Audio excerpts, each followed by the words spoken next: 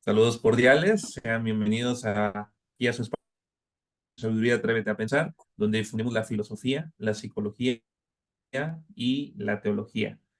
Pues es un honor estar aquí con el profesor Agustín Serrano de Haro, que de verdad sé que tiene una agenda muy apretada y ocupada, pero le agradezco mucho que se haya hecho el espacio de estar en este en este lugar. Y pues bueno, creo que muchos de los que amamos la filosofía, pues es un hombre que realmente no necesita presentación, dado que seguramente en la facultad, en los posgrados, o en los centros de investigación en América Latina, todos nos hemos tocado con algún libro del profesor Agustín Serrano. Eso es un hecho, sobre todo los que amamos la fenomenología, pero no queremos dejar pasar el presentar al profesor Agustín, que, pues bueno, él es científico titular del Instituto de Filosofía, ha sido miembro de los proyectos de investigación Filosofía después del Holocausto, Fundamentos Filosóficos de la Idea de Solidaridad y la Escuela de Madrid y la búsqueda de una filosofía primera a la altura de los tiempos.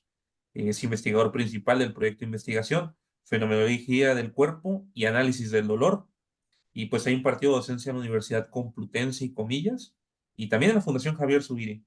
Es presidente de la Sociedad Española de Fenomenología, que esto fue entre el año 2006 y 2012. Es miembro del Comité Ejecutivo de la Organization of Phenomenological Organizations, y su trabajo se centra en la fenomenología trascendental, con un especial interés por el análisis de la corporalidad y en la filosofía de la historia del siglo XX. Y es un especialista y conocedor de la obra de Hannah Arendt. Y bueno, tiene un sinfín de publicaciones y artículos que seguramente además googleamos a Agustín Serrano de Haro y pues bueno, toda la gama de artículos que tiene, pero entre sus publicaciones las que tienen mucho peso son las de fenomenología trascendental y ontología, la precisión del cuerpo, análisis filosófico de la puntería, un clásico que seguramente platicábamos hace un momento, Paseo Filosófico en Madrid, que es una introducción a Husserl, Hannah Arendt, elementos para una ordenación fenomenológica de las experiencias aflictivas y apariciones y eclipses del cuerpo propio. Y bueno, desde luego la guía Comares de Edmund Husserl, pues el profesor Agustín, uno de los encargados de editarla, dirigirla. Y bueno, profesor Agustín, bienvenido aquí a su espacio Sabiduría Atrévete a Muchas Pensar. gracias. Muchas gracias Muchas por gracias. aceptar la invitación. Encantado de compartir este rato con ustedes y en fin, con todos los asistentes. Ujú. ¿Sí? Y pues bueno, ¿cómo va a ser esta dinámica, este conversatorio? Pues bueno, nuestros invitados también, el profesor Francisco, el profesor Pedro Antonio y el profesor Rubén, pues van a cuestionar, van a hacerle ciertas preguntas al doctor Agustín, que pues son en línea de su trabajo. Entonces, maestro Francisco, adelante, comienza usted. Bueno, pues muchas gracias y gracias Agustín por acompañarnos y a los presentes.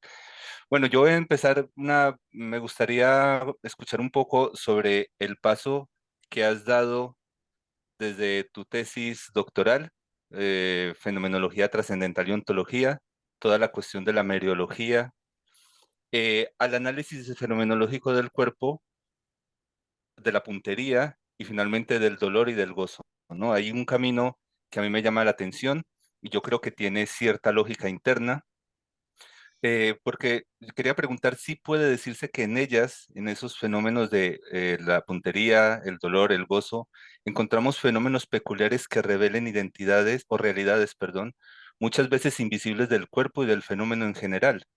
Por ejemplo, en Fenomenología de la Vida Afectiva, el libro editado por SB recientemente, indicabas que ya en investigaciones lógicas estaba prefigurada la experiencia del padecimiento doloroso en tres grandes oscuridades de los actos de sensación, según Husserl, ¿no?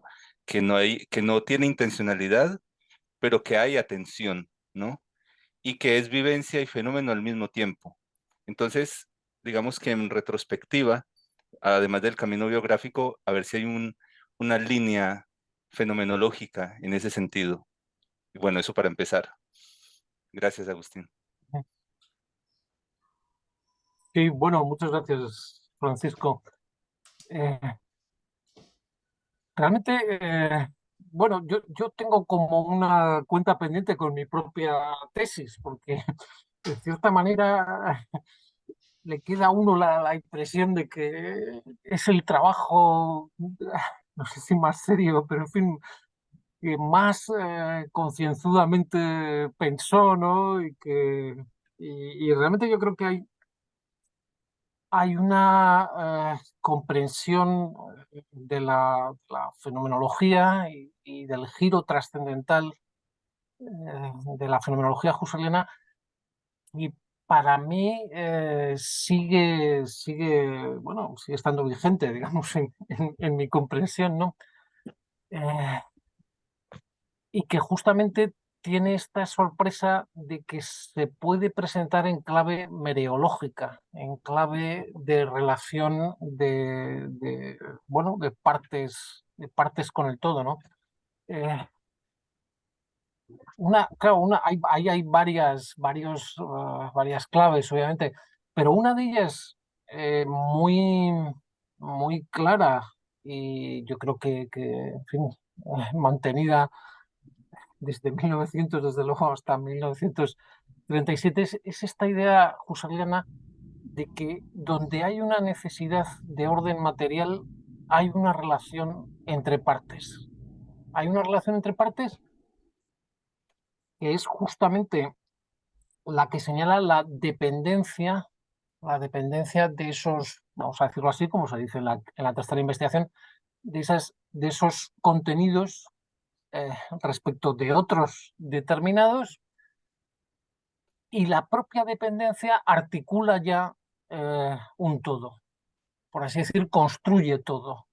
No son, eh, no sé, no son partes, precisamente no son partes que puedan existir de ninguna manera con independencia unas de otras, y por eso mismo está definido el todo que ha de contar con las otras partes, ¿no? Es el famoso ejemplo de Husserl del color con la extensión, ¿no?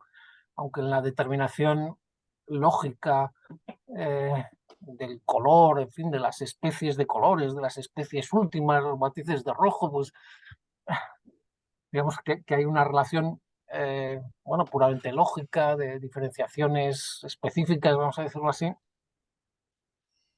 La posibilidad de que un ejemplo de esa especie última de rojo exista es ya de suyo eh, la condición de que sea parte de algo más que él mismo, presente de un todo en el que esté también la extensión, la figura, la temporalidad, ¿no?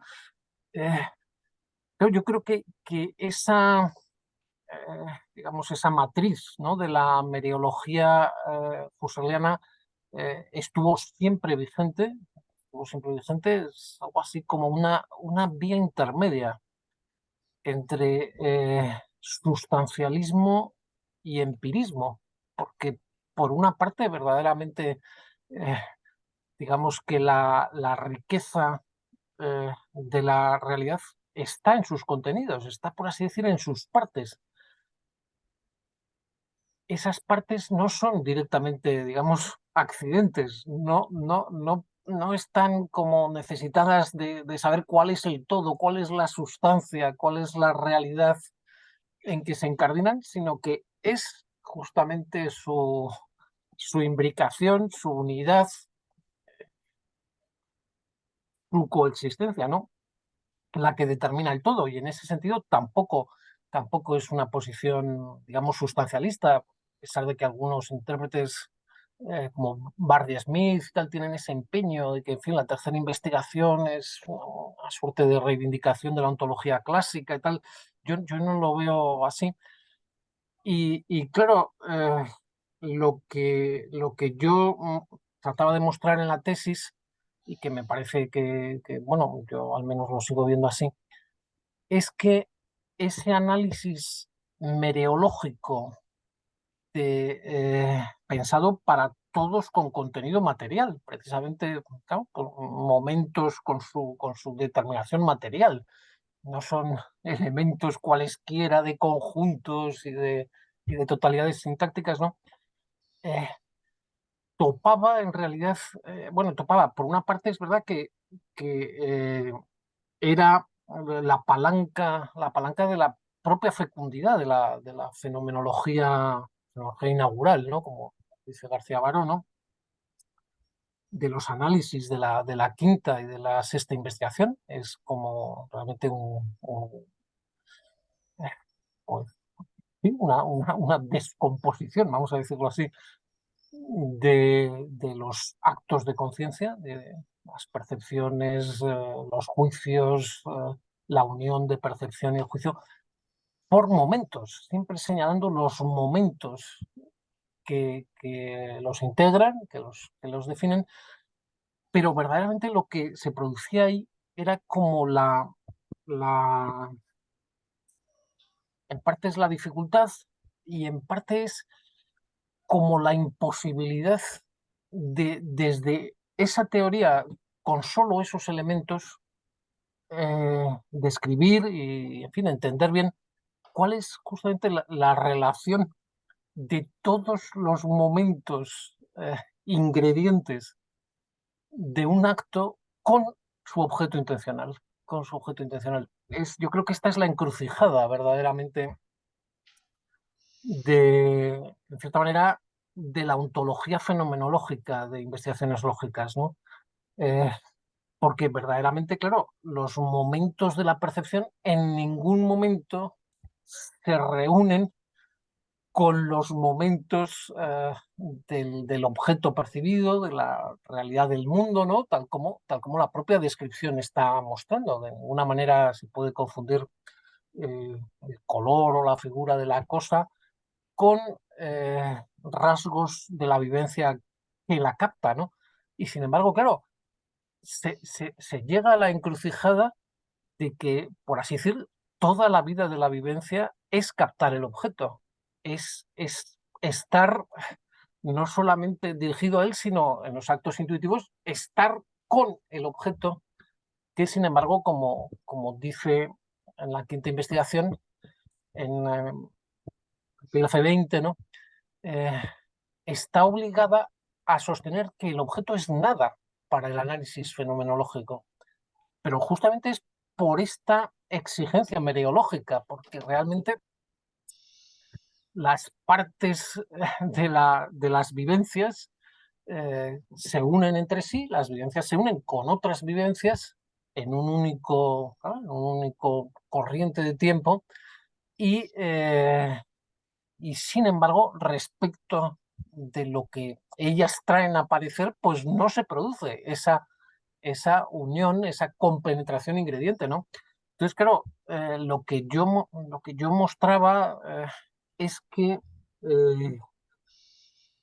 junto claro, a la extraordinaria profundización de Husserl en el análisis de la intencionalidad y junto también al descubrimiento de que es necesaria como un método propio para el análisis en plenitud de la intencionalidad, del aparecer del mundo, junto a todo ello, también hay lo que se produce es verdaderamente una reforma crucial de la mereología primera, por la cual se puede establecer, y se establece de hecho, que entre partes ingredientes del acto y su correlato no ingrediente hay también una relación de dependencia material, en realidad claro, de cierto modo, de partes abstractas, ¿no? De partes abstractas de un todo que ya no es, digamos, como dice investigaciones lógicas, ¿no? Una complexión de ingredientes,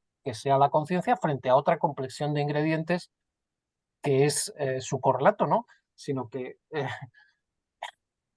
fin, es un poco tosco, pero por decirlo así, esas dos complexiones de ingredientes están unidas también por lazos de dependencia material y por tanto forman una única totalidad.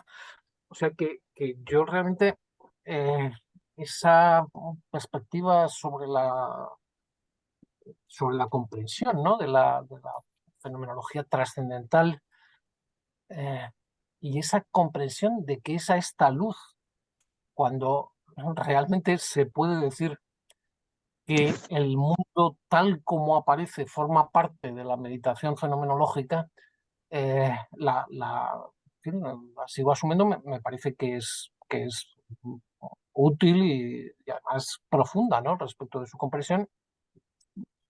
Y sin embargo, claro, en relación con lo que tú decías, es verdad que al menos en el trabajo que yo hice en la tesis, eh, el cuerpo brillaba por su ausencia, por así decir, el análisis de la corporalidad.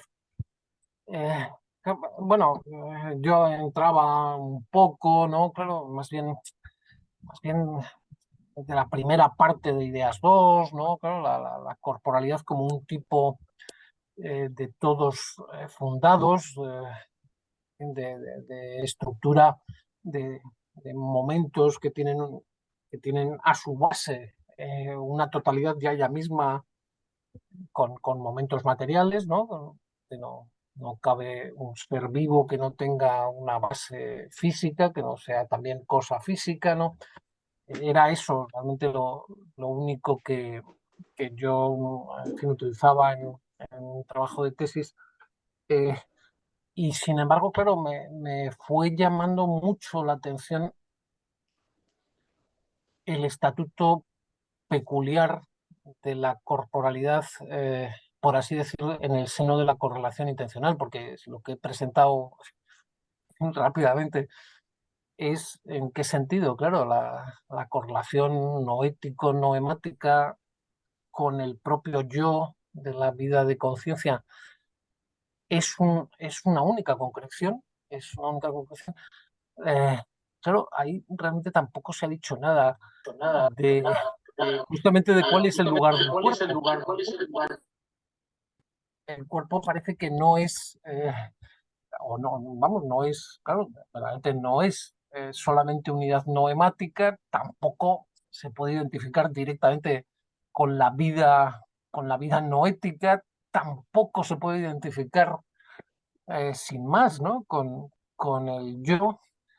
Y claro, lo que yo fui descubriendo, vamos, lo que yo fui descubriendo, lo que me interesa a mí también como acceso a este asunto, es que el estatuto tan peculiar de la corporalidad en, en el pensamiento fenomenológico trascendental viene de que precisamente el cuerpo tiene algo de esas tres dimensiones, tiene algo originariamente que está en afinidad directa con el yo mismo, con el yo sujeto de la vida de conciencia, tiene otra dimensión por la que está verdaderamente implicado en cierta manera, en la propia vida noética, que es este asunto de las sinestesias, de por qué para percibir realmente es imprescindible moverse.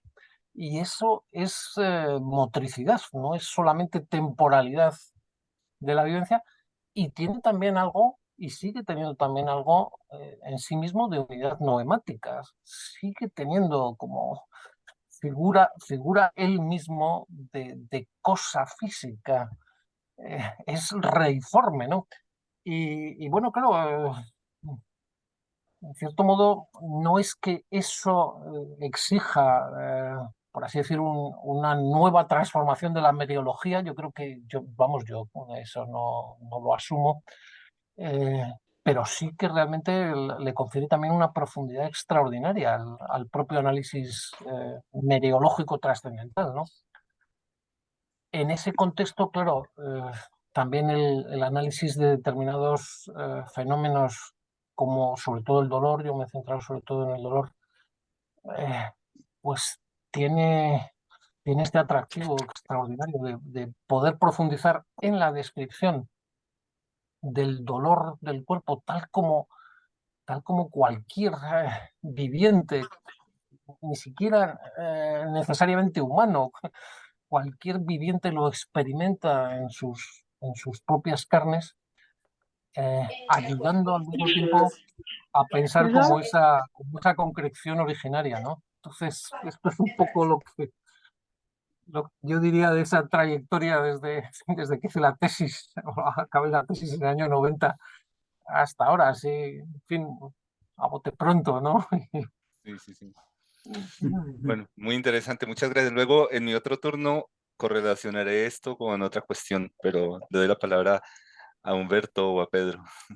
Gracias, Agustín. Gracias, Francisco. Adelante, profesor Pedro.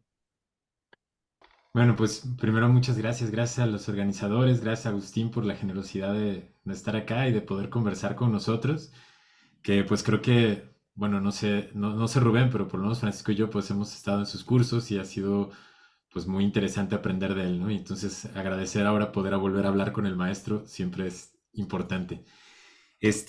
Gracias también por la pregunta de Francisco que nos permite trazar como este gran horizonte, ¿no? En el que se va centrando tu obra, Agustín. Yo la verdad es que tenía una pregunta porque me pidió Humberto que me portara más como teólogo, dijo. Tengo algo de estudios de teología, no especialmente, y quise hacer algo no tanto teológico, sino una pregunta que creo que es de esas fronterizas entre lo teológico, pero que tiene que ver también con este tema del dolor y del gozo, ¿no? Mi pregunta es un poco por la experiencia de la compasión, de esta compasión que de alguna manera involucra el compartir el dolor de otro, pero que en ese sentido también tiene que ver con una especie extraña, o por lo menos una especie de gozo que yo encuentro precisamente en el poder mantenerse en ese compromiso vital que se tiene con el otro, con la otra persona. Se comparte el dolor, incluso deja, si vamos a casos ya más así expresivos, digamos, de este estilo de relación de compasión, como podría ser la transverberación o los estigmas de San Francisco, se comparte el dolor con marcas incluso corporales, pero que al mismo tiempo reflejan y tienen de fondo, digamos, este profundo gozo de la comunión que implica compromiso vital, compromiso activo, ¿no? También movimiento, también una constante voluntad de acercamiento, una constante voluntad de participación y de comunicación, y que por otro lado es una experiencia absolutamente en primera persona, incomunicable en cierto sentido, o por lo menos con mucho riesgo de deformación en la comunicación. Obviamente para el cristianismo este asunto de la compasión es fundamental porque es precisamente el punto más profundo, más concreto y más profundo de la comunicación con la divinidad, ¿no? El modo en que esa comunicación con la divinidad se verifica de una manera más profunda y más precisa. Pues bueno, quería un poco poner sobre la mesa entonces preguntas en torno a este estilo de experiencias, como la compasión en ese sentido, la compasión entendida como un compromiso vital, de compartir, de comunión en el dolor, pero también impulsada por este gozo que precisamente viene de esa misma comunión. Y no sé, Agustín, de eso, si pudiera motivarte a platicarnos un poco. Sí, bueno, muchas gracias, Pedro. Claro, cuestiones muy profundas. Yo me voy a permitir hablar un poco al hilo de lo que tú planteas. No estoy seguro realmente de que sea como tomar en cuenta quizá los aspectos más profundos de tu planteamiento, en fin, del señalamiento de tu asunto, ¿no? Pero eh, a mí en el análisis descriptivo del dolor del cuerpo, del dolor físico, que es físico, pero que es todo el vivencia, ¿no? Como yo creo que hay que empezar necesariamente el análisis, ¿no? Es imposible justamente un dolor físico que no sea notado como tal, ¿no? Eh, a diferencia quizá, además no sé, de ciertas penas del alma o de ciertos estados de ánimo que pueden camuflarse, pueden encubrirse para el propio sujeto, pero claro, una jaqueca realmente, claro, si no se la nota es que no existe, ¿no? Entonces, en esa entrada al asunto del dolor físico como vivencia además, creo que el cuerpo reconoce como suya, ¿no? Realmente, conectando también con la anterior cuestión, yo creo que ahí es una de las situaciones en que el dolor es prácticamente de manera indistinta del yo y del cuerpo, ¿no? Es el yo, claro, encarnado, ¿no? El que está sufriendo. Eh, pero enseguida me parece a mí que es también muy necesario incorporar una meditación que yo creo que quien lo ha puesto sobre la mesa con mayor claridad y además, en fin, converge un poco con tu cuestión, ¿no? Es precisamente Miguel García Baró, ¿no?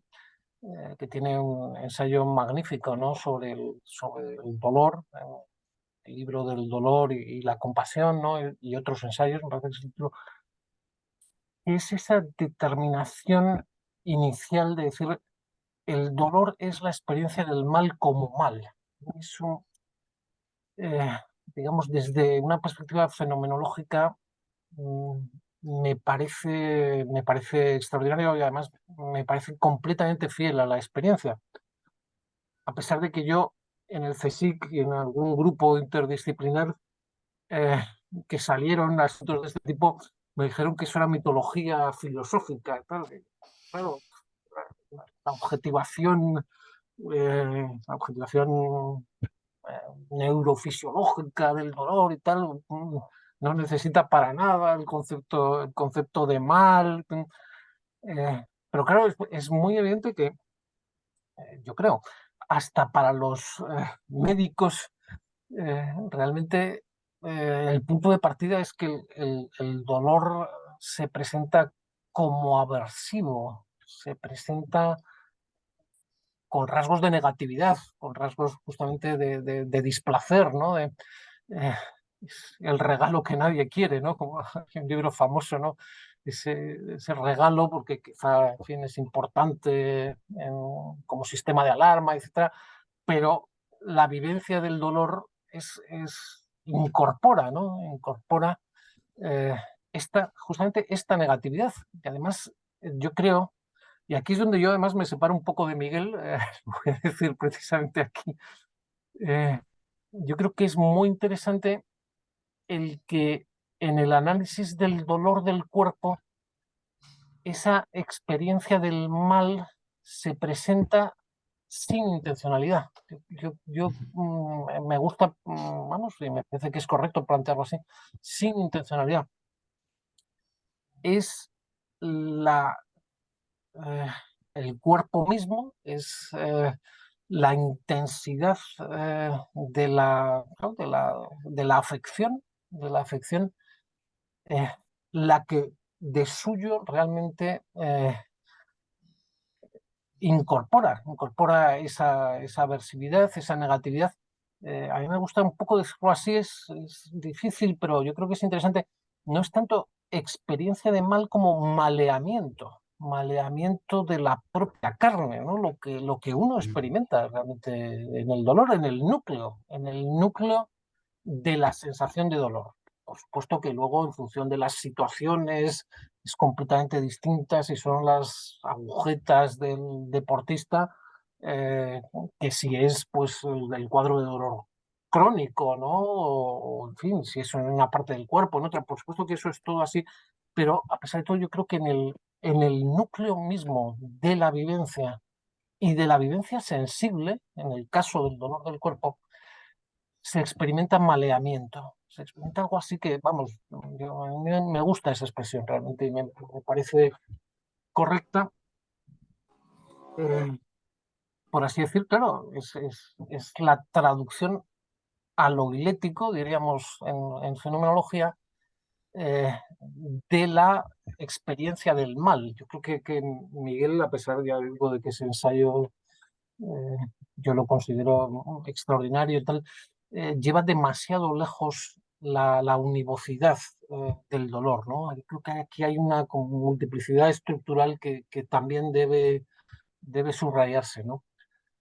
Eh, y entonces, fíjate, yo para conectar ya con tu asunto, me parece que si uno se acerca así a lo que es la experiencia del dolor, eh, se encuentra se encuentra, sobre todo si se hace además en la perspectiva, digamos, descriptiva en parte más radical, que es la de la fenomenología genética, que es, por así decir, la situación del viviente que todos hemos sido, pero antes de tener experiencia de mundo, antes de aprender a ver cosas, a movernos entre ellas, incluso quizá reconocer nuestro cuerpo como una semejante a otros cuerpos humanos. En esa situación realmente muy primitiva, en realidad es verdad que porque Husserl no quiere decir otra cosa que primera infancia, ¿no? Esa situación de la primera infancia, eh, yo diría, claro, a pesar de todo, la estructura de la vivencia dolorosa eh, es la misma. Es realmente maleamiento, incluso, por así decir, con todavía más intensidad, vivido como a flor de piel, vivido casi sin poder objetivarlo de ninguna manera, sin tomar distancia. Eh, Incluso se podría incorporar, claro, en fin, el hambre, la sed, el frío, todas eh, los sentimientos corporales básicos en realidad se viven en esa órbita dolorosa, ¿no? Eh, y entonces yo creo que, claro, ahí lo que es, yo creo, muy profundo, eh, quizá incluso también enigmático y sin embargo necesario de tematizar enseguida, es que solamente otro viviente puede ya no solamente, claro, acompañar al viviente en el dolor, en ese dolor, en fin, primario, casi total, ¿no? Eh, Sino que puede hacer como viable que esa situación sea vivible, que no sea como una locura, claro, que no sea en fin, un abismo para la propia vida que está dando sus primeros pasos, ¿no? Esto, claro, aunque es verdad que es fenomenología genética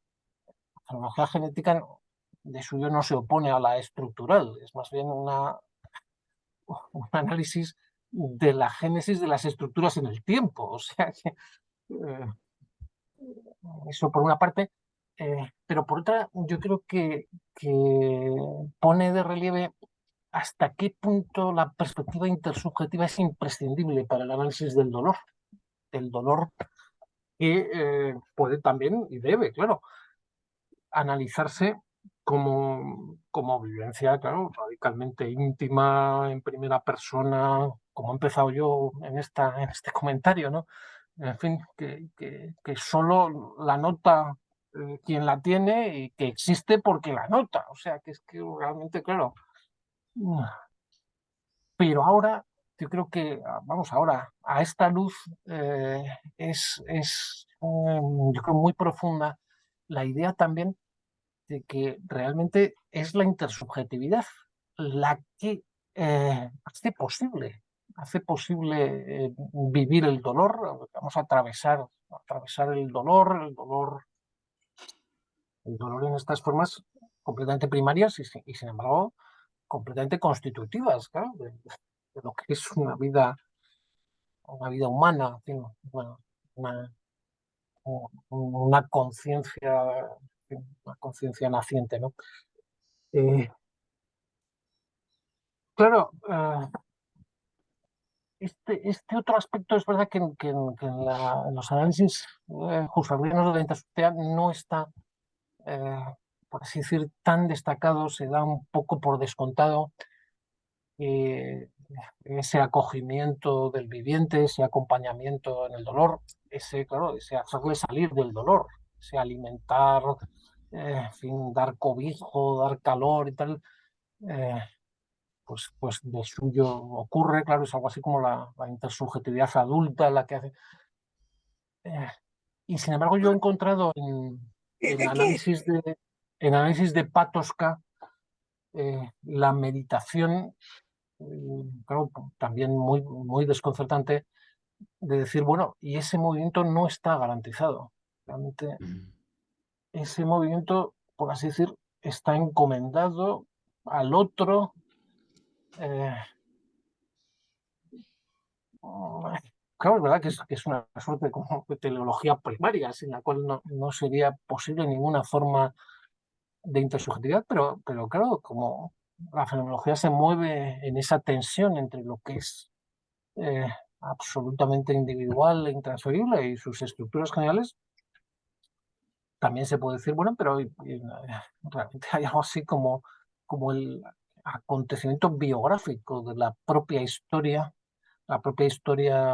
personal de uno, eh, digamos, la que puede reconocer, bueno, mi existencia consciente, en fin, y realmente constituyente de la intersubjetividad y del mundo, ha sido posible, ha sido posible.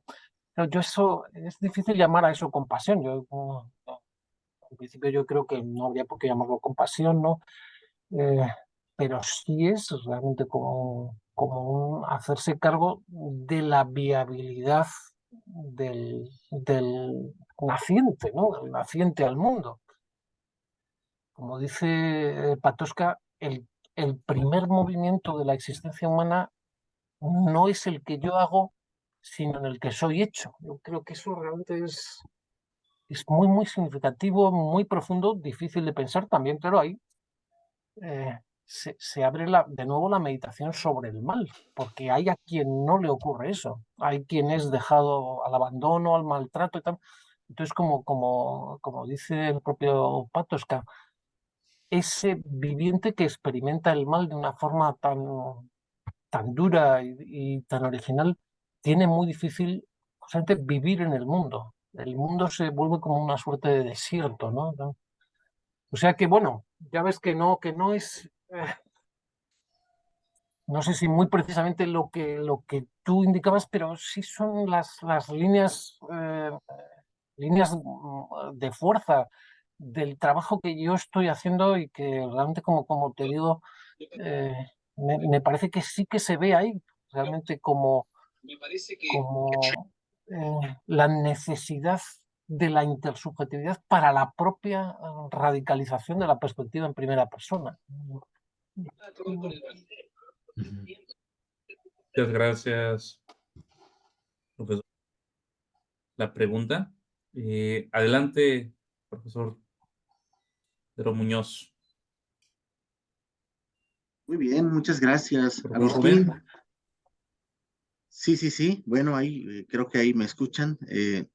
Gracias, gracias, de verdad, Agustín, es impresionante todo lo que has podido abarcar solo con dos preguntas, entonces ya me imagino todo lo que nos espera a continuación, ¿no? Pues que en realidad Uno que se enrolla y tal. son temas muy, son temas muy amplios y de verdad que yo tengo aquí mis apuntes y de muchas cosas que van surgiendo. Y bueno, pues yo creo que para no cortar y darle continuidad a esto, yo quisiera enlazar una pregunta sobre esto y luego ya ampliarlo a otras cosas, ¿no? Entonces, lo primero es que tú hablas de este acompañar en el dolor, en el que de pronto aparece, por decirlo así, la necesidad de la intersubjetividad, de que otros puedan dar cuenta de ese dolor, de que nosotros mismos podamos dar cuenta también del dolor de otros, ¿por qué no? Y, y hablas de acompañar, pero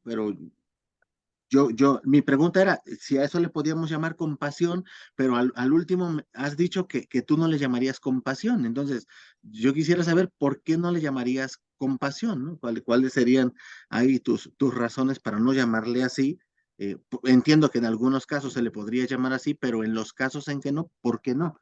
Como para darle continuidad a esto, ¿no? Pero luego de ello, si quieres hacer un apunte sobre esto, yo quisiera abordar otros aspectos porque me parece importantísimo el trabajo que tú estás haciendo, estos análisis fenomenológicos sobre el dolor, para pensar algunos fenómenos contemporáneos y llevar la fenomenología, como de hecho ya se está llevando la fenomenología, al análisis, por ejemplo, del dolor que aparece en la violencia, en la guerra, evidentemente en las enfermedades, en cómo a partir de ello se muestra, claro, detrás de un análisis del cuerpo, el tema de la vulnerabilidad de nuestra condición humana, por decirlo de algún modo. Eso, por un lado, o sea, lo importante del análisis fenomenológico del dolor y del cuerpo para acceder a la comprensión de estos fenómenos, ¿no? Todos los podríamos englobar en el concepto de violencia, ¿no? Y luego a partir de ahí, hacia otro fenómeno que no, que puede devenir en violencia, aunque no necesariamente, pero que tiene también un aspecto significativo dentro de la fenomenología, que es nuestra relación con las subjetividades no humanas, es decir, nuestra relación con los animales y de cómo habría que considerar esta intersubjetividad no entendida como algo propiamente humano, sino algo en lo que hay que incluir a los animales, claro, y a partir de ahí pensar las bases. ¿Tú qué piensas al respecto, no? De pensar las bases de una ética animal y de los argumentos en los que se apoyan, por ejemplo, la liberación animal de Singer y otros, al tomar justamente como uno de sus argumentos más fuertes pues que los animales tienen esta posibilidad de sentir dolor, o sea, esta capacidad que los constituye como realidades animales, ¿no? O sea, ¿cuál es tu punto de vista respecto de estos dos grandes temas sumamente importantes para la filosofía contemporánea, Agustín? Sí, muchas gracias, Rubén. También a ti. Todos realmente amigos muy, muy entrañables. Claro, sobre lo anterior, yo decía que no es compasión porque en realidad lo que yo he evocado es, claro, acompañamiento es que es una palabra ahí que queda muy corta, es la acogida de la criatura por su madre, por sus padres, por su hogar, primero, ¿no? Eh, claro, el- la madre, el padre, digamos que no lleva a cabo ese acogimiento por compasión. Yo no lo diría así realmente. Eh, sí, pues acá puedes decir, pues, ¿por qué entonces? No sé cuál es el motivo, ¿no? Es verdad que hay ahí como, esta línea no la he pensado en serio, ¿no? Pero hay algo muy, muy impresionante ahí, como de una ternura infinita, ¿no? Y justamente, claro, de poner la vida adulta en la protección de esa vulnerabilidad infinita, ¿no? Que se manifiesta en ternura, ¿no? Pero claro, hablar ahí de compasión, no sé, yo no me parece que rinda claridades o que haga avanzar el análisis, ¿no? Pero bueno, habría que pensarlo más, realmente sí, y yo mismo esto tendría que elaborarlo mejor, ¿no? Sobre las otras dos cuestiones que me señalas, sí que me parecen muy interesantes y también conectan un poco con, con lo que empezó preguntándome Francisco Parra, porque yo en realidad hago un cierto, digamos, trabajo en fenomenología, por así decir, fundamental. Me interesa extraordinariamente el análisis del dolor como clave para comprender la corporalidad. Por más que yo creo que ahí se da este círculo tan fenomenológico, ¿no? De que necesitas una comprensión fenomenológica del cuerpo para describir adecuadamente el dolor y al revés. Es la descripción del dolor la que va a impulsar una comprensión pues, más profunda y más avanzada, ¿no? de la corporalidad, ¿no? Eh, Entonces, claro, es verdad que el análisis de la vulnerabilidad humana, yo creo que se ha ampliado mucho, quizá en los últimos 15 años, hace poco realmente, en los últimos 10 años, ¿no? Los libros de fenomenología de la violencia, sí, el propio énfasis en el concepto de vulnerabilidad México mismo, Ignacio Quepons, Marcela Benebra, trabajan desde hace tiempo con ese foco, ¿no? Claro, yo me interesa justamente por el núcleo, el núcleo álgico del asunto, ¿no? El núcleo de la descripción del dolor, que es verdad que es un integrante de la violencia, ¿no? La violencia, digamos que conceptualmente, en una definición así de andar por casa, eh, persigue causar daño causando dolor, ¿no? Causar daño causando dolor, causando merma, o causar merma causando dolor. Y es verdad que yo creo que necesita el dolor, ¿no? Bueno, hay tantas formas de violencia, ¿no? Y tantas formas claro, de merma, de capacidades, que no todas van acompañadas de dolor, pero en los fenómenos, digamos, más prototípicos de violencia, yo creo que sí es algo así, ¿no? Causar daño y merma al mismo tiempo que se causa dolor, justamente porque el dolor tiene también esa faceta de que es el daño en vivo, el daño transferido como a la carne propia, ¿no? Y ella mostrándoselo al sujeto, ¿no? Al sujeto que por otra parte, pues, en fin, también es verdad, pierde capacidad de acción, de interacción, etcétera, ¿no? Entonces, claro, yo me mantengo un poco en esa, digamos, no quiero decir base, porque tampoco es que yo piense que sea absolutamente necesario hacer, digamos, fenomenología, si quieres decirlo así, fenomenología más mundana o fenomenología en fin, más compleja, pasando por principio justamente por la tematización radical, pero yo sí que sigo un poco vamos, me mantengo más bien en ese nivel del análisis. Y lo curioso es que justamente en ese, yo creo que es donde la perspectiva idética de la fenomenología muestra hasta qué punto no está comprometida, digamos, con el sesgo antropológico de sus análisis. O sea, realmente yo asumo que las estructuras básicas de la vivencia del dolor, las estructuras básicas, ¿no? Bueno, pueden darse y se dan, de hecho, claro, en los seres humanos, pero en principio, pues, digamos que justamente también en este asunto se ve lo que yo empecé comentando. La fenomenología analiza el dolor sin saber, sin tener que saber y sin tener que comprometerse con cuál es el sujeto, por así decir, el todo sustancial, si queremos, al que se asigna ese dolor. Pues bueno, puede ser un sujeto humano o puede ser un sujeto animal.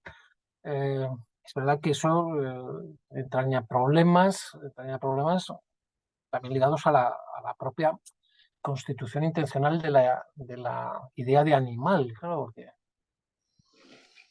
y ahí además, y ahora más bien esto conecta con la segunda cuestión, eh, está toda la problemática de la experiencia del otro, en que yo creo que los análisis husserlianos siguen siendo muy válidos eh, para hacerse cargo de que realmente uno ve realmente el dolor en el rostro ajeno, en el rostro de otro ser humano. En realidad lo ve también en el rostro, en los gestos, en los movimientos de un perro, de un mamífero, de un gato. Pero claro, te encuentras ahí con el problema justamente de que necesitas acompañar también como con una cierta ontología fenomenológica a la idea de animal, porque claro, no podrías decir lo mismo en el caso de un mejillón, en el caso de una medusa, en el caso, claro, precisamente es verdad que las categorías fenomenológicas, bueno, muestran su fecundidad también si son vivientes, que es un poco la forma de razonar idéntica, también si son vivientes tendrán sensibilidad intracorporal, pero claro, es difícil decir, y ya por eso tendrán dolor. Claro, ahí realmente sí que, bueno, se encuentra uno con dificultades que son estructurales en la fenomenología, ¿no? En este caso en particular, no se debe identificar el análisis eidético con un análisis antropológico, pero realmente para delimitar hasta dónde llega el análisis eidético, digamos, la vía, la faceta antropológica, en fin, el, el límite de la parificación de mi propio cuerpo con el cuerpo del otro sí que está justamente condicionado, bueno, por este tipo de cuerpo humano, no lo he dicho mal ahora, de cuerpo animal, tal, que verdaderamente encuentra análogos, ya digo, en el perro y en el gato, pero no en la medusa o en el mejillón, ¿no? Entonces, claro, yo creo que sí, que hay, bueno, nos vemos de nuevo en esa cuestión que en cierta manera también es verdad que pertenece a la meditación fenomenológica fundamental, su propia relación con la antropología filosófica. Sabéis que es el último número de investigaciones fenomenológicas, la discusión de Antonio Cirión con Javier San Martín ha cobrado una intensidad enorme, ¿no? Y sí, yo creo que en estas cuestiones también se ve claramente.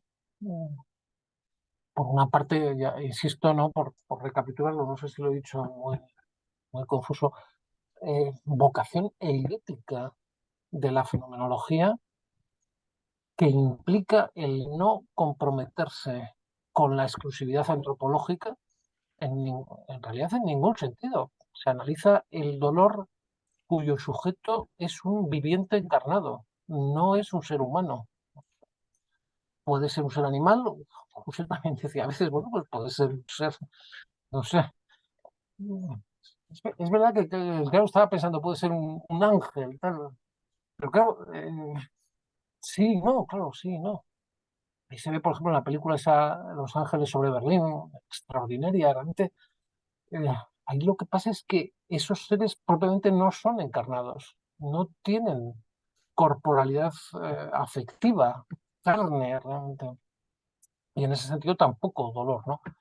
Pero bueno, sin perderme por esa ramificación, insisto, claro, perspectiva idética, no hay compromiso antropológico, digamos, de principio, pero ahí hay un problematismo, por así decir, de los límites de la empatía, ¿no? Como experiencia del otro, eh, que pasa por cierta semejanza del cuerpo de carne, ya no es de la corporalidad solamente original, sino también del cuerpo, en fin, del cuerpo visible, de sus movimientos, de su expresión, etcétera, ¿no?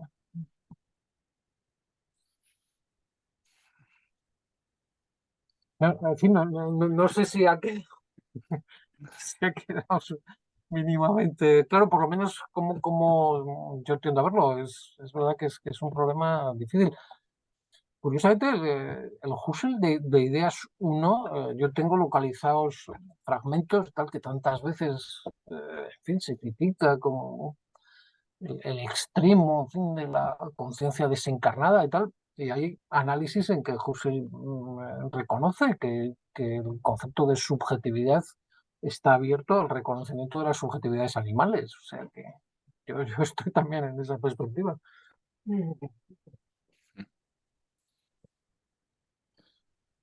Muchas gracias, profesor Rubén. Adelante, Francisco, vamos a una última vuelta y Vale, para darle pues, paso a los demás.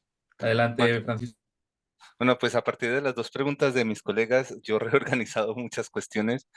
Básicamente voy a leer un poco algunas ideas que tenía aquí, pero tiene que ver también con esa cuestión de la alteridad, pero vista ya desde cierto desdoblamiento o cierta, no sé cómo decirlo, no unidad corporal que tú presentas cuando analizas la espacialidad del dolor y también la temporalidad del dolor, y cómo eso puede abrirse precisamente al dolor como expresión, incluso como llamado, ¿no? En el sentido en que, bueno, por un lado yo voy a seguir un poquito la idea que yo tenía aquí escrita, es un poquito técnica, pero aprovecho también para citar algunos textos tuyos. Por ejemplo, el dolor constituye una predinámica esencial en un movimiento de huida bloqueado en el que el sujeto es alcanzado por la urgencia del dolor, aunque eso después lo vas a matizar, y esto revelaría pues una ubiestesia más profunda que la autoafección. Ahí te separas de Henry y de Ortega. Entonces yo me preguntaba, bueno, esto revela en el dolor cierta, eh, eh, eh, cierta experiencia de alteridad en ese sentido, en esa distancia, y lo conectaba con una pregunta que está ahí solapada, que tampoco quiero aprovechar para meter todas aquí, es qué pasa con la subjetividad y la conciencia en ese caso del dolor, porque cuando decimos me duele, bueno, por ejemplo, Agatha Bach tiene ese grupo sobre fenomenología Ah, claro, sí, sí. del paciente así, pues Sí, parece sí, que el sí. paciente, el que soporta el dolor, resiste ante él también, ¿no? No se entrega, tú esto lo señalas mucho. En una unidad indisociable pero insoportable, hay cierto núcleo. Y en ese sentido, en Cuerpo Vivido señalabas, pues también que el aparecer cero, desde el cuerpo como aparecer cero, eh, es radical y tiene una relación, esta aparecer cero aparecería, entre comillas, en el dolor. Esa sería propiamente lo que yo creo que encarna cierta alteridad, alteridad que va más allá de la alternativa Körperlife, eso sería más bien a modo de pregunta, y que expone a otra subjetividad, ¿no? Que expondría a otra subjetividad, pues el dolor, aunque mío, participa radicalmente, eso a partir de lo que decía Pedro y lo que recoge y lo que también señalaba Rubén, parece participar radicalmente de una intersubjetividad en tanto que hay cierto llamado de auxilio, no tanto la compasión, sino tanto la salida, ¿no? El no poder consigo mismo.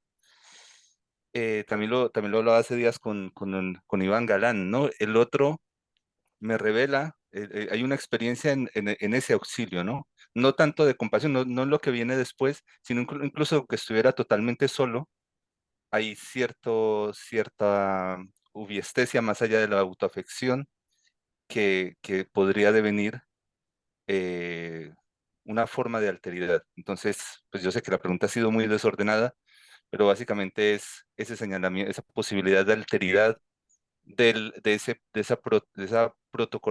aparecer cero del cuerpo, de ese carácter táctil revelado precisamente en el dolor. Yo tenía otra pregunta relacionada con Alzheimer, pero vamos a dejarlo ahí por ahora. Y gracias de nuevo, Agustín, por todo y por esta generosidad, ¿no? De poder hablar contigo todas Ujú, estas cosas. ujú. Sí, sí, sí, no, gracias, sí. Es realmente complejo, sí. Eh, claro, yo me tendería más bien a verlo, no tanto en términos de alteridad, cuanto más bien en términos de que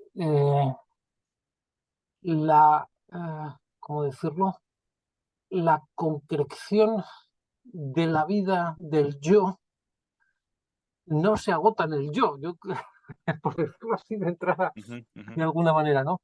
Que realmente remite de nuevo a todo ese asunto del análisis mereológico, ¿no? ujú, Eh, exacto. y yo creo que quiere decir, eh, en este planteamiento, claro, el yo propiamente ni es su cuerpo ni tiene su cuerpo. Bueno, eh, hay una identificación del yo con el cuerpo profundísima, pero que no determina su identidad, que no determina su identidad también por esto, porque hay dimensiones del yo que de suyo no son corporales, no son corporales. entendiendo que las dimensiones radicalmente corporales son, como tú decías, eh, las que están, ligadas sí, a la corporalidad ubiestésica, a la carnalidad. A mí, yo creo que realmente para eso, a pesar de que ubiestesia es una traducción extraordinaria, pero el equivalente directo y además en fin, coloquial, inteligible, inmediato, es la carnalidad. Eso es, la carne es el cuerpo que afecta al yo, en fin, es verdad que claro, que la es, yo creo, por una parte la es, pero por otra parte hay dimensiones también del yo, y en particular, claro, las dimensiones del dar sentido, bueno, es verdad que esto es un yo maduro, es un yo ya constituido, en fin, eh, que están encomendadas a él, que están un poco a la espera de lo que yo haga también en relación, por ejemplo, con su propio dolor, igual que con sus propias penas. No está solo la descripción de en qué consiste, en fin, atravesar el dolor, sino que hay también, yo creo, que reservar, pues eso, determinadas posibilidades, determinadas iniciativas que corresponderían al yo, y además yo creo que es verdad que es al yo en diálogo con los otros yoes, en fin, en encuentro con ellos. Es verdad que siempre en encuentro y en desencuentro, ¿no?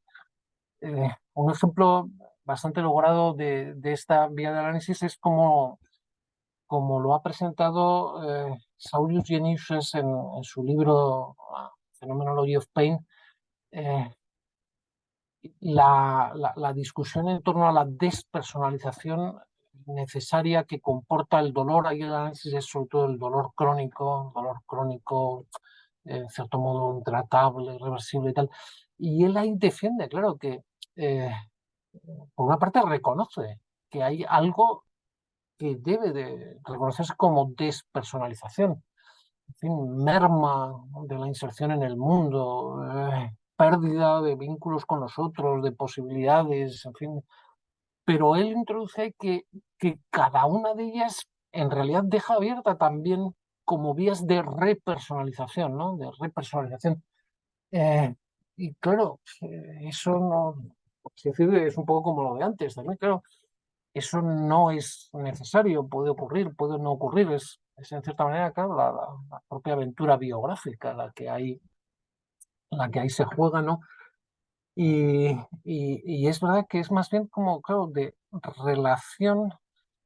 No, yo eso tampoco, habría que pensarlo, pero yo eso tampoco le llamaría como relación del yo con una cierta alteridad de sí mismo, ¿no? Yo no tendería a describirlo así, sino más bien es verdad que es, bueno, respecto de sus propias posibilidades, incluso respecto de su propia, en cierta manera, identidad futura, identidad, en fin, en los proyectos biográficos, etcétera. Pero claro, no tendería yo a llamar eso alteridad. Quizá yo en ese sentido soy también muy husserliano y eso sigue siendo como esfera de lo mío propio primordial, a pesar de que realmente es sin duda, bueno, pues el espacio del el encuentro, desencuentro y reencuentro conmigo y con nosotros, ¿no? Algo así diría yo. Muchísimas gracias, Esta Ujú. idea, claro, esta idea de alcanzado, yo la tomo en realidad de la Sí, primera fenomenología del dolor, en fin, ensayada monográficamente, que es la de Buitendijk, y donde subraya este aspecto. Claro, el dolor alcanza, alcanza al yo, precisamente, alcanza desde su cuerpo al yo mismo, ¿no? Es como la diana. eh, y sin embargo, yo creo que incluso en ese análisis completamente inicial es muy interesante introducir el elemento, yo lo he hecho bueno, en algunos ensayos y lo estoy elaborando más, de que no se puede pensar el ser alcanzado sin, bueno, un poco lo digo, en fin, en términos generales, ¿no? Luego hay que ver más despacio, pero sin reconocer también que el propio yo tiene una capacidad de acudir en socorro y en alivio de su propio cuerpo, ¿no? Es en realidad ese fenómeno tan elemental de que a- a- en fin, en la secuencia inmediata, en fin, del golpe, de la quemadura, el yo sabe cómo socorrer a su cuerpo, incluso el apartarse en fin, del foco del peligro, tal, es ya una iniciativa cinestésica, es verdad que es, claro, el yo encarnado, ¿no? Pero esta otra dimensión de que, claro, también la delicadeza con que el cuerpo, en fin, en este caso, la mano que no se ha golpeado acude al lugar del dolor o en la boca sopla sobre el dedo que se ha quemado. Este tipo de fenómenos yo creo que es de nuevo como esta estructura general, ¿no? Interdependencia estructural yo-cuerpo y sin embargo, a pesar de todo, mantener dimensiones diferenciadas.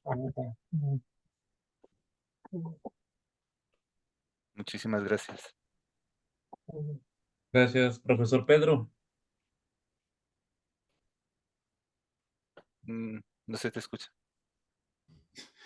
Voy a tomar esto último que decían ahora, ¿no? Que decía Agustín ahora de las dimensiones diferenciadas y de este acudir en socorro del propio cuerpo. Me parece bien, o sea, me parece muy interesante y quisiera ligarlo con lo que estábamos también dialogando hace un momento.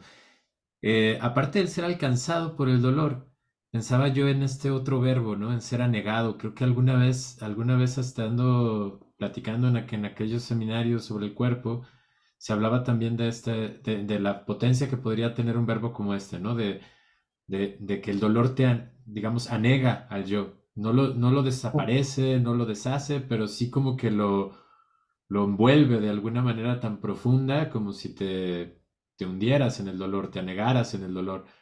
Y que en ese sentido, el acudir en el socorro, o sea, viene esta experiencia como de esto que se hablaba también, o que Agustín que decías hace un momento, ¿no?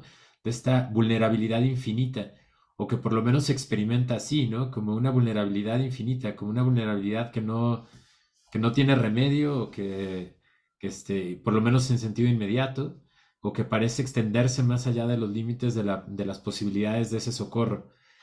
Y ahí me venía esta cuestión que creo que aplica tanto para quien acude al socorro de su propio cuerpo como para quien acude al socorro del otro cuerpo, de ese constante riesgo en que el yo se encuentra de sentirse insuficiente.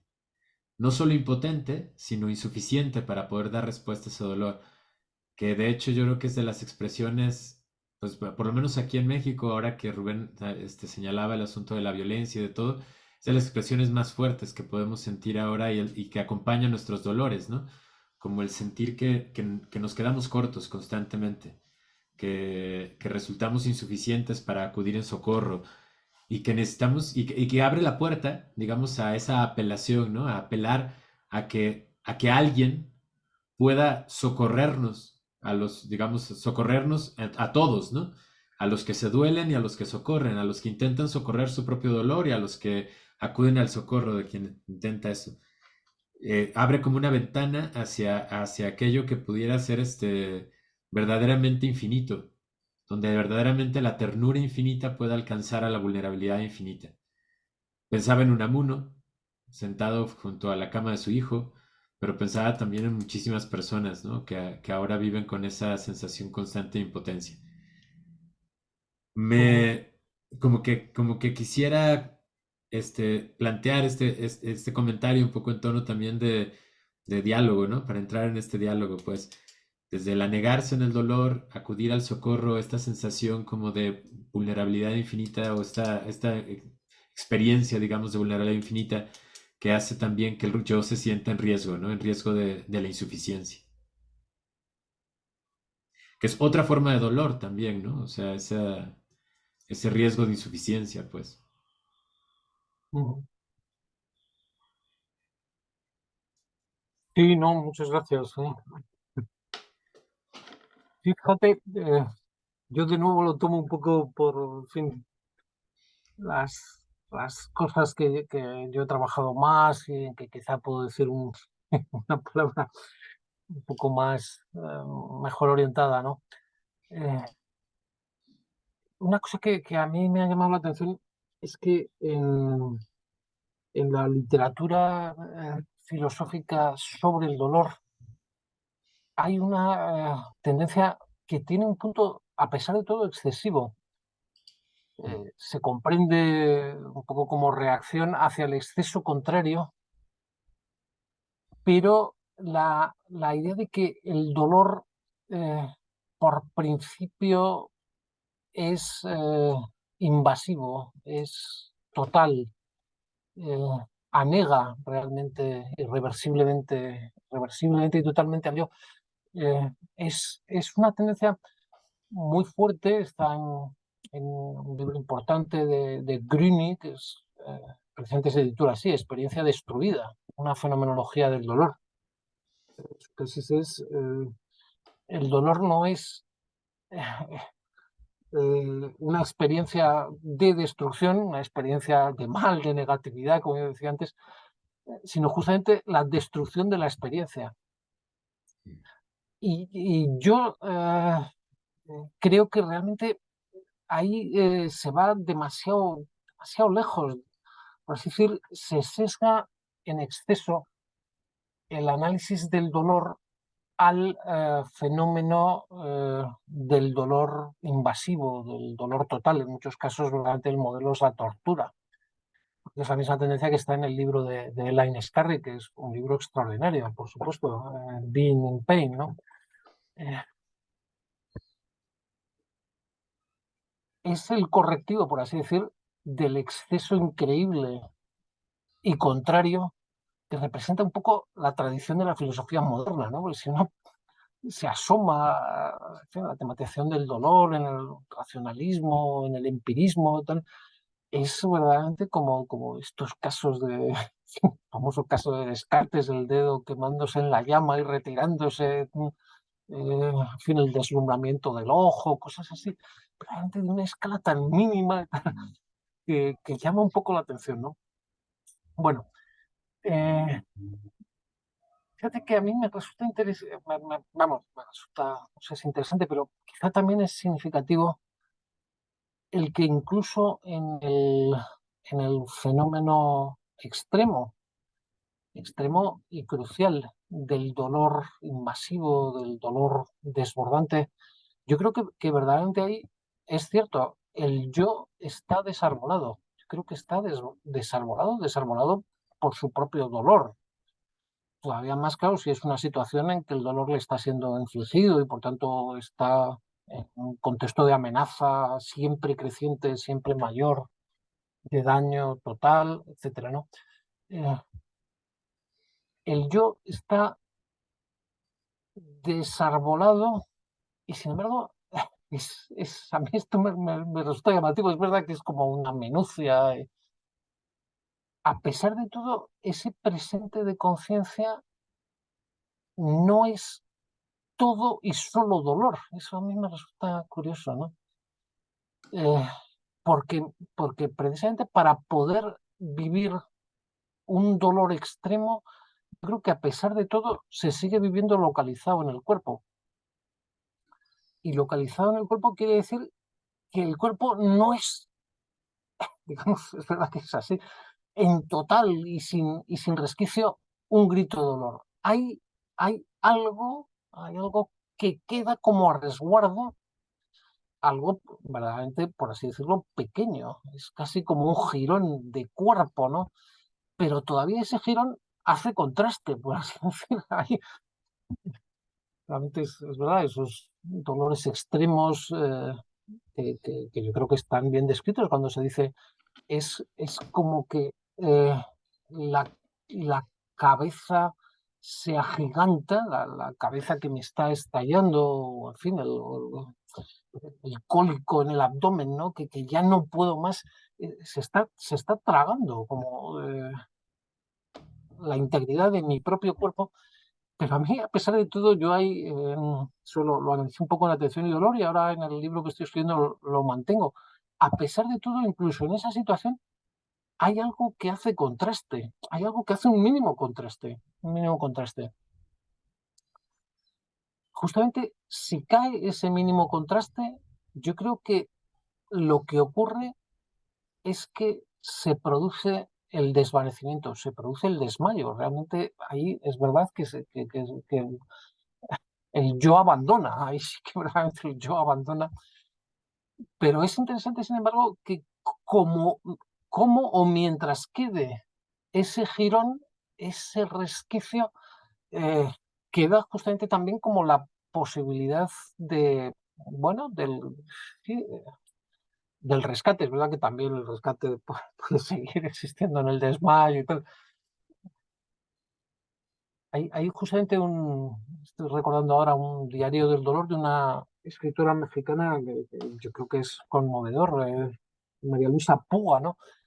Y yo señalo que hay algunos momentos en que ella describe justo lo que estoy comentando, ¿no? Ella lo dice más bien, qué fieles saben ser algunas partes de mi cuerpo. Está describiendo lo que ella vivía, que era un dolor ambulatorio feroz, ¿no? Que podía aparecer por cualquier sitio, moverse en cualquier dirección, copar cualquier emplazamiento, ¿no? Pero aún así ella dice, lo dice en mi hombro izquierdo, de repente caí en mi hombro izquierdo. Y, y hace este comentario, qué fieles saben ser algunas partes del cuerpo, ¿no? Es curioso ese asunto, ¿no? Porque por conectar un poco más con lo que tú planteabas directamente, eh, y por dar también esta referencia que es poco conocida. Hay un ensayo extraordinario de Weizsäcker, en fin, el médico humanista, de los años 20, el año 23, 24, me parece que el título es Los dolores, en que describe el primer acto médico. Y él lo presenta como el primer acto médico es, eh, o en fin, lo presenta con el paradigma de dos hermanos y uno está sufriendo extremadamente, está en cama, está retorciéndose y tal, y el otro se acerca y le acaricia, una cosa también con mucho eco levinasiano, ¿no? Antes de Levinas, realmente, y ha tenido, dice Weizsäcker, en realidad ese es el primer acto médico, sin ciencia, sin técnica médica, pero esa caricia, realmente esa caricia, ese acercamiento, eh, bueno, es como digamos, el soportar a ese cuerpo ya vulnerado, en realidad vulnerado por el dolor, pero que, bueno, que acoge, de otra manera, que también desde esa reserva, que a pesar de todo yo creo que hay que reconocer, puede todavía acoger fin, el socorro de la alteridad, sin duda en este caso, ¿no? Entonces sí, yo creo que realmente son cuestiones conexas, bueno, son comentarios que hago un poco al hilo de lo que tú decías, ¿no? Eh, Efectivamente, es estar anegado en el dolor, pero incluso eso yo creo que hay que describirlo con cuidado y con cierta delicadeza, porque no, el propio libro de Scarry yo creo que a veces va demasiado lejos en ese sentido y tal. Dolor es ya lo dice así, la obliteración de todo otro, de toda otra presencia en el ahora de conciencia. Hombre, yo no sé, no solamente, como digo, es un sesgo inadecuado pensar que ese es el único tipo propio de dolor. Claro, yo creo que es que eso, realmente también hay la fenomenología idética, es mucho más austera, pero yo creo que en ese sentido también mucho más fiel a la experiencia. Pero además está este otro asunto, que es que incluso en ese desarbolamiento del yo, que yo creo que verdaderamente es así, ya no puede socorrerse a sí mismo, hay más, hay más facetas y hay más riqueza en el fenómeno, ¿no? Y es verdad que hay algo así como, bueno, tú has llamado ternura infinita, sí, claro, realmente es completamente finita. Al mismo tiempo, en el caso del hermano, Weizsäcker lo presenta, ¿no? El hermano sin recursos, sin tal, pero es verdad que justamente en ese acto, ¿no? En ese acto.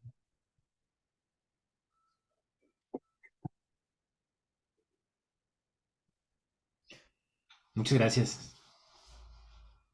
Muchas gracias. Y vamos a cerrar nuestra última ronda con el profesor Rubén. Muchas gracias. Pues yo una vez más, Agustín, para tratar de dar continuidad a esto que se viene abordando y tratar de aclarar un poco más las cosas, me gustaría centrarme en algunos aspectos que has dicho y que me han puesto a pensar en lo importante que es estas relaciones entre el yo y el cuerpo, lo que podríamos llamar el yo corporal. eh, y tú has apelado en algún momento al recurso de la biografía. Me parece un recurso importantísimo para poder hablar de esta constitución del yo, o sea, el modo como contamos nuestra propia historia o el modo como el yo cuenta su propia historia y para, por decirlo así, fundar algún sentido de identidad, ¿no? Podríamos llamar identidad narrativa, pensando en Ricoeur y algunos otros, ¿no? Pero de manera muy particular, a mí me llaman la atención dos cosas. Y uno es cómo lo que hemos llamado aquí, o lo que tú has llamado aquí, lo mío propio primordial, siguiendo a Husserl, ¿no?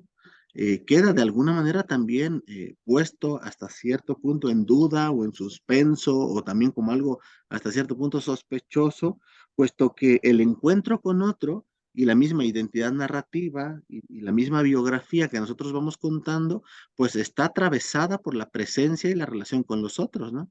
Me acordé de un pasaje de Husserliana 15, donde Husserl dice, ¿no?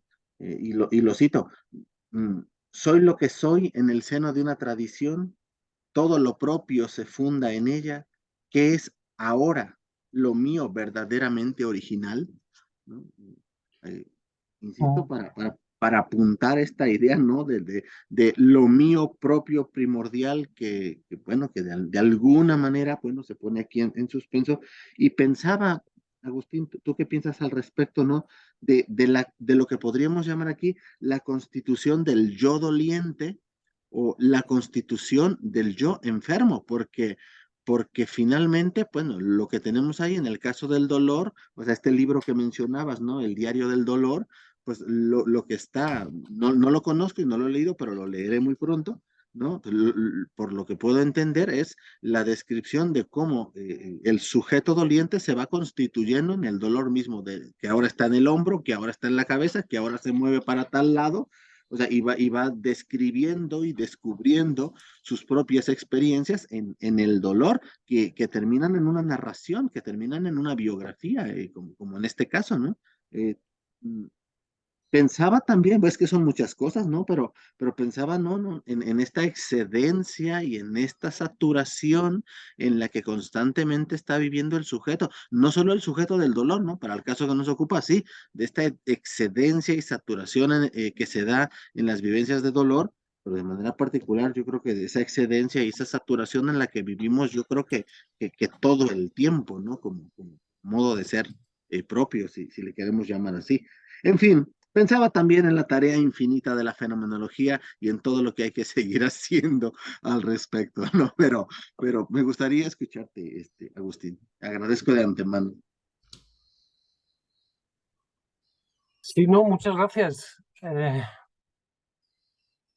Claro, yo hablo, no sé si un poco eh, temerariamente, digamos, desde mi comprensión de la fenomenología husserliana, en que yo verdaderamente no tengo dudas de que el yo puro, el yo polo de actos, sustrato de hábitos, en fin, las categorizaciones clásicas del yo puro en Husserl, eh, realmente son todas propias y necesariamente propias de un yo individual que, por tanto, las tiene en un curso biográfico. O sea, ese yo tiene una historia propia e intransferible, ¿no?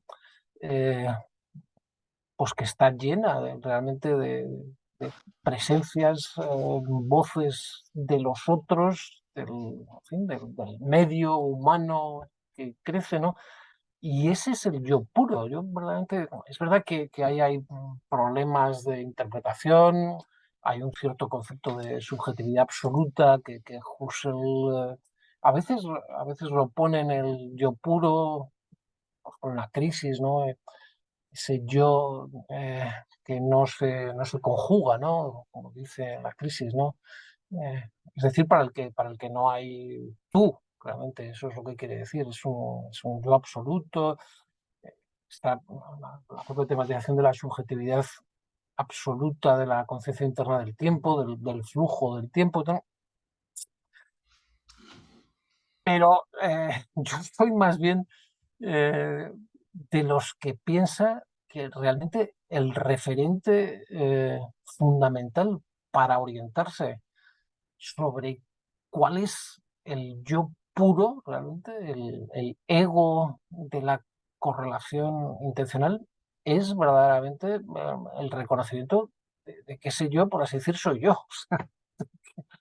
De que, por supuesto, no es una instancia ni universal, en el sentido de que sea común a todos los sujetos, ni abstracta, ni ajena al tiempo.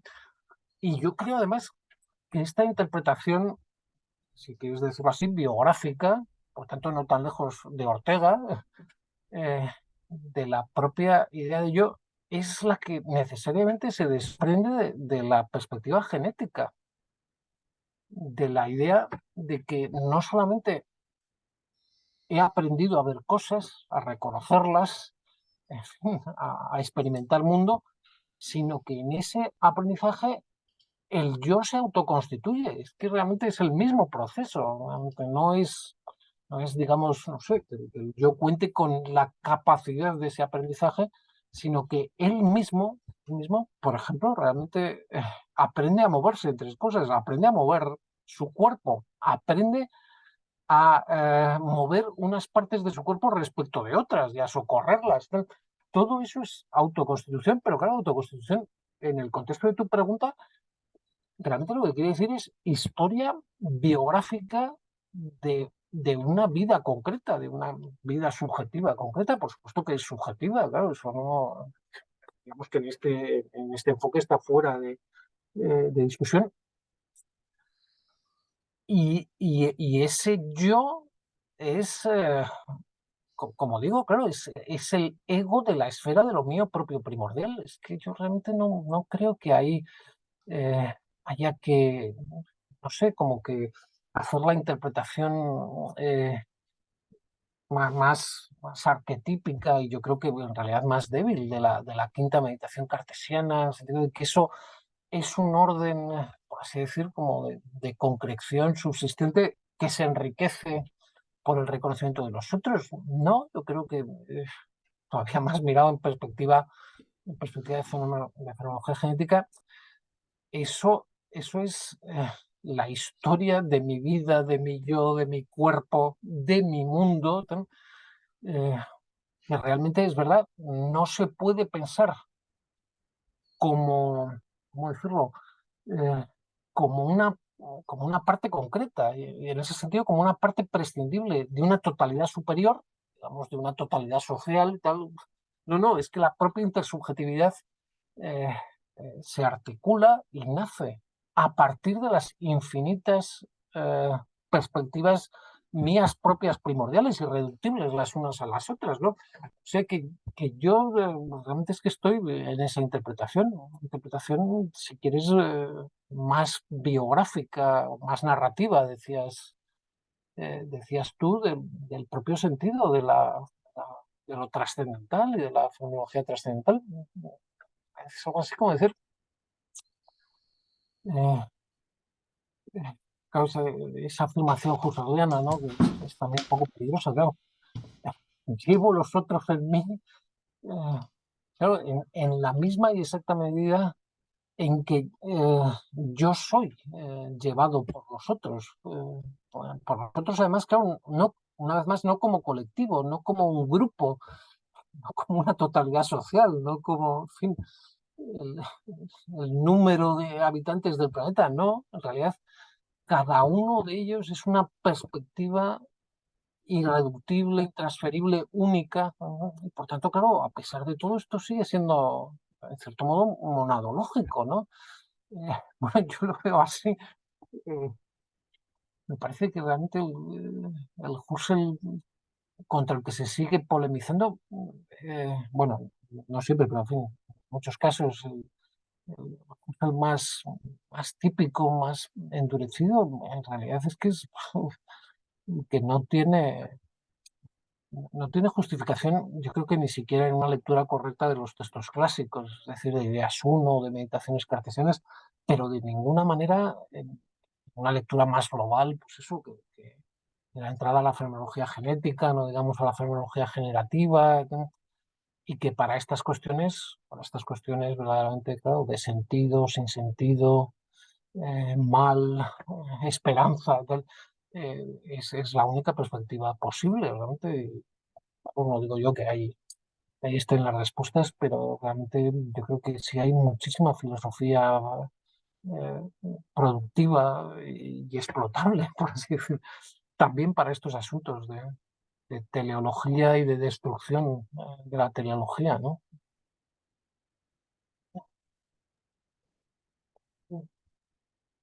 Muchas gracias, profesor. Y pues bueno, no sé si tiene espacio ya para unas dos preguntitas más. Sí, sí, claro, claro, nada. No sé Bueno, si estoy ya demasiado yo aquí espeso, en el pero bueno, panel, yo hago lo que pueda. sí parece que sí vamos a cumplir lo de las 3 horas. No, quería abrir el panel a los que están en la sala de Zoom, por si quieren preguntarle directamente, pueden alzar su mano y les cedemos la palabra. Digo, aprovechando, no todos los días tenemos al profesor Agustín, y pues bueno, aprovecharlo que lo tenemos aquí. No sé si alguien quiere preguntar, comentarle algo y bueno, el profesor lo puede. Obviamente el tema es energía del dolor y del gozo, pero si alguien quiere tratar algo más adelante. Adelante, Elías. Sí, gracias. Muchas gracias, doctor, por su generosidad. Yo me surgió una pregunta ahora con toda esta discusión. Bueno, primero sería preguntarle si está familiarizado con el libro Surgimiento, hacia una ontología de la praxis, de Antonio González. Ujú. Sí, No, no he leído ese libro, he leído a Antonio González, pero ese libro no lo he leído, vamos. ya, es que, bueno, de lo que recuerdo, ya no lo tengo muy presente, pero si mal no recuerdo, en algún momento de su libro llega a hablar del cuerpo como, por un lado, la ubicación del acto del surgir, y por otro, como la colección de todos los actos, ¿no? Y en ese sentido, como que da puerta a una historia, ¿no? O sea, como a una perspectiva genética. Eh, no sé qué pensaría usted de esa perspectiva, aunque bueno, ya no sé qué tan pertinente sea la pregunta, si como no está familiarizado pues, con la propuesta y yo no la puedo explicar así tampoco. Eh, claro, yo he leído más ensayos de Antonio González en que se plantea, por así decirlo, una suerte de apropiación de la categoría de acontecimiento en clave fenomenológica, ¿no? Esta idea de que en realidad claro, el aparecer del ser es por principio de acontecimiento. Y la mirada directamente ontológica, digamos la mirada, claro, que el equivalente sería la mirada de la actitud natural, de los saberes objetivos, de manera también de las ciencias humanas, ¿no? No hacen justicia al acontecimiento originario, que es el aparecer, el aparecer de lo que hay, vamos a decirlo así, el aparecer del ser, necesariamente en primera persona, porque el acontecimiento sí que, eh, digamos, de jure e idéticamente, ¿no? Eh, pide alguien que lo vive, pide el que asiste, en fin, claro, asiste es muy objetivista, ¿no? Y no es el término. Entonces, claro, esa perspectiva, es verdad que justamente Antonio González, en la medida en que yo lo recuerdo, no quiero, presentaba esta lectura como zubiriana. Yo creo que, bueno, no sabría muy bien cómo habría que encajarlo, eh, pero lo que sí puedo decir es que yo creo que eso sí que es también como el espíritu de la meditación fenomenológica fundamental. En realidad es algo así como darse cuenta de que todo lo que pasa o lo que hacemos pasar en la vida cotidiana, sobre todo, no digamos en las ciencias, ¿no? Por dado, por tanto, por sólido, por ser que existe, eh, ha sido antes, ha sido antes y sigue siendo, claro, la cuestión ahí es, y sigue siendo eh, parte de una historia. Es algo así como, claro, un momento, por conectar con lo que he dicho, a pesar de todo, momento de una concreción que lo desborda, en realidad que lo desborda, que por tanto no se puede ontificar tan directamente, tan rápidamente. Y claro, yo no sé cómo decirlo, en ese espíritu, yo entiendo así también la meditación fenomenológica fundamental. Ujú. El descubrimiento del aparecer. Y claro, por eso también lo extraño, lo peculiar de la epogé fenomenológica. En realidad, a pesar de que siempre es, en fin, suspensión, retirada, tal, eh, es al mismo tiempo más bien como la posibilidad de una atención singular a algo que está justamente ligado eh, al hecho mismo de aparecer. Y el aparecer solamente se puede entender justamente como hecho, como acontecimiento, ¿no? Entonces, bueno, no sé si eso conecta con lo que tú querías preguntar, pero sí, sí, sí, al menos en esta lectura que hace Antonio González de la aprehensión primordial de realidad, sí, sí, sí, tiene que ver exactamente con lo que yo lo he conectado, ¿eh? Pues yo tengo una cierta sintonía, ¿sí? Muchas gracias.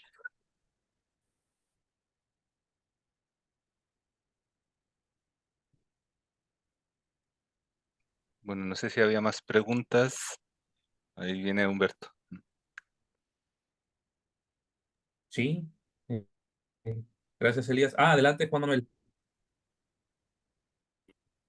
Hola, buen día o noche, según sea el caso.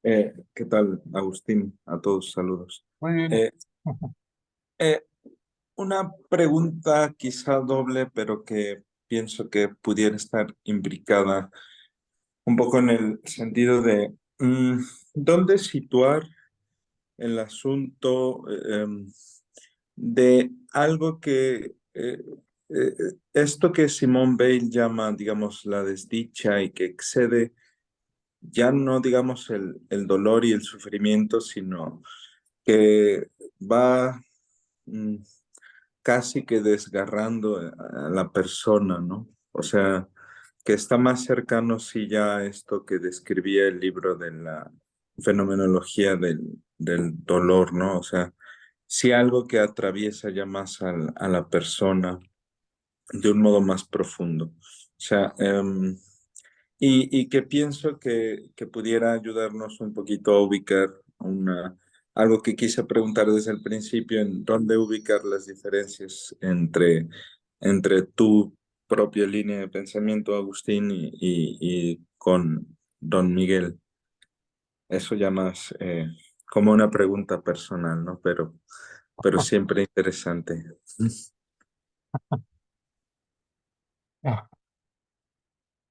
Sí, bueno, es una pregunta, es una pregunta con intención, por así decirlo.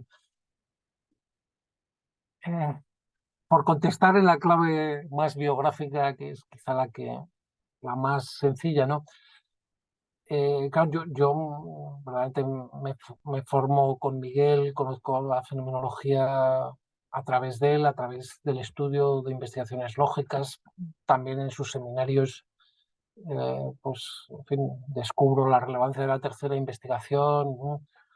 Eh, a mí me parece, por supuesto, extraordinario el trabajo de demostración de de la, de la imposibilidad final del proyecto de investigaciones lógicas, ¿no? que hace Miguel, ¿no?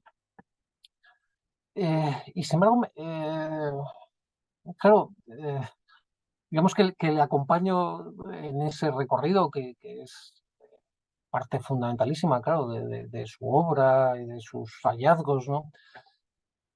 Y sin embargo, en lo que yo le acompaño menos es en que él, eh, por así decir, pasa del conocimiento de la fenomenología inaugural a la discusión con la fenomenología más bien post-husserliana, o sea, y en ese sentido post-trascendental, ¿no?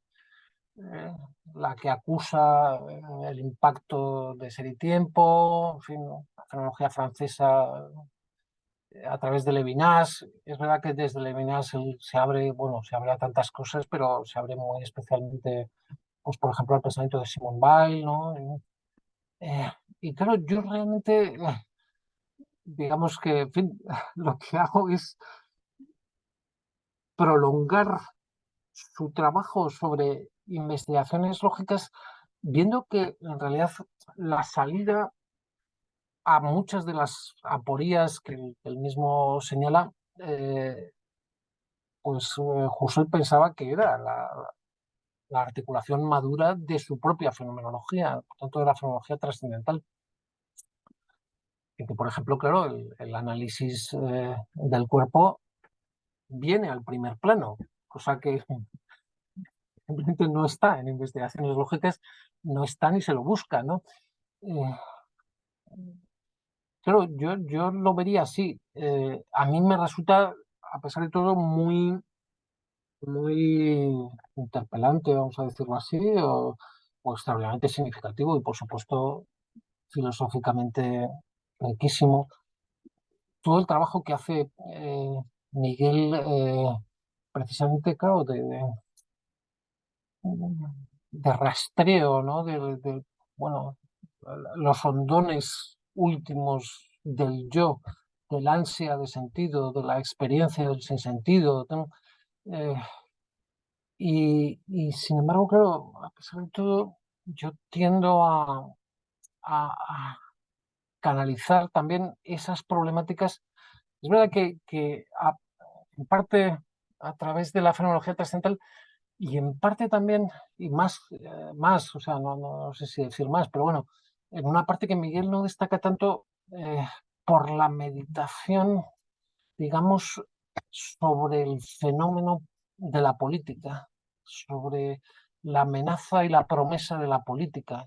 Eso realmente ahí es donde yo también me acerco más al pensamiento de Hannah Arendt, ¿verdad? Que es sobre todo a la Arendt de los orígenes del totalitarismo y por tanto algo así como de la meditación de que el mal radical en cierta manera es una amenaza que pesa sobre la historia del siglo XX, vamos, no solamente pesa, sino que de alguna manera se ha realizado ya.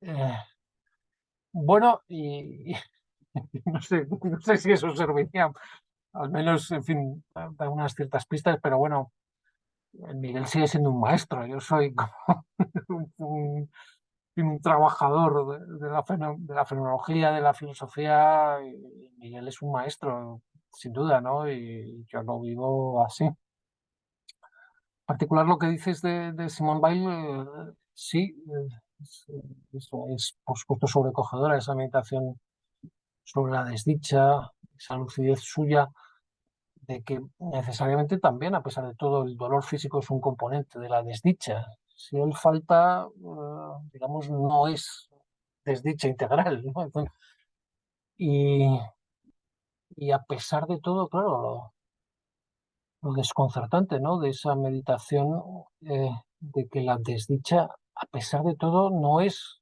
como en ese título del libro de Grini, la experiencia destruida, por así decir, irremisiblemente. Es verdad que es la experiencia de su destrucción.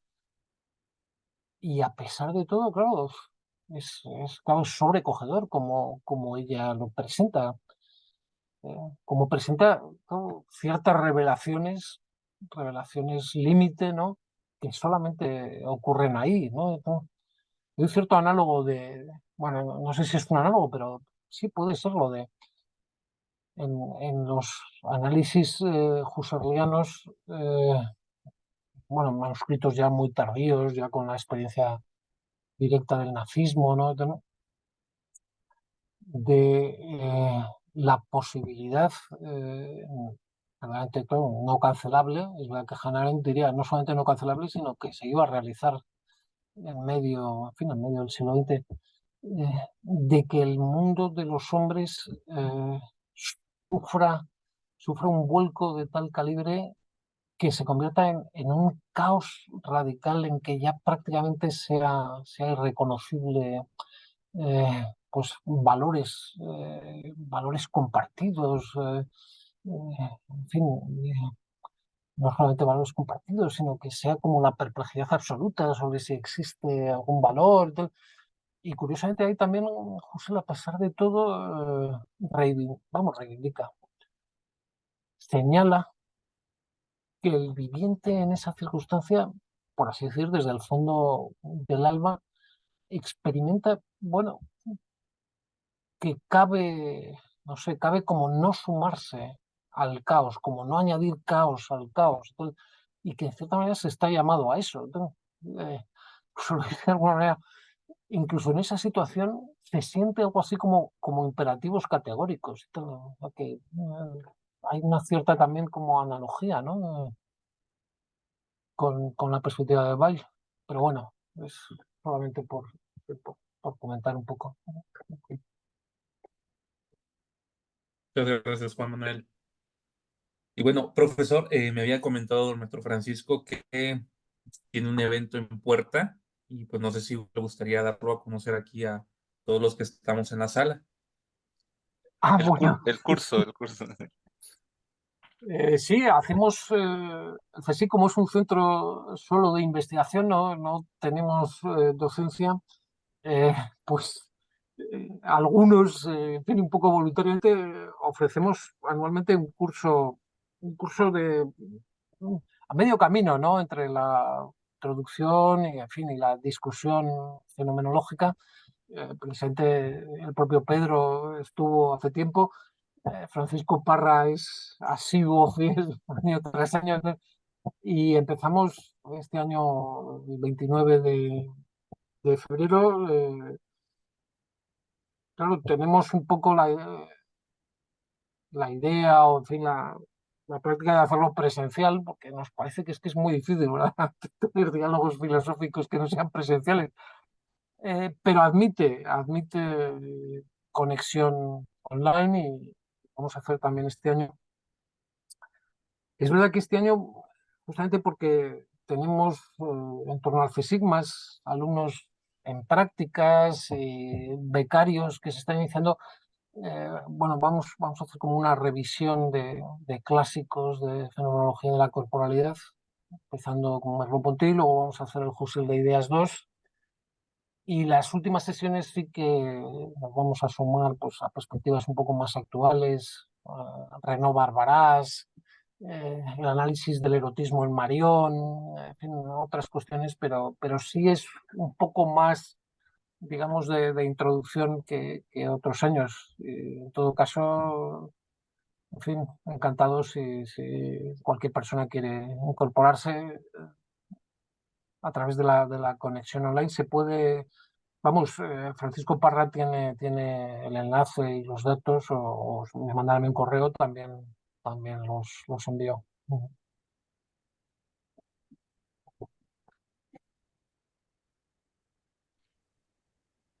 En el chat puse precisamente el link para más información. Sí. Y pues bueno, profesor Agustín, muchas gracias por su tiempo. Vamos a dejar No, no, grabada muchas gracias a este... vosotros, Ya se- verdaderamente. También vuestra generosidad de las preguntas y de la escucha. Nada, es muy alentador, realmente. Es trabajo al mismo tiempo solitario, estar escribiendo, pero este tipo de encuentros son muy alentadores, saber que se lee lo que uno escribe y tal. O sea, que muchísimas gracias. Muchas gracias, Agustín. Gracias, Ya Humberto. Gracias, Paco.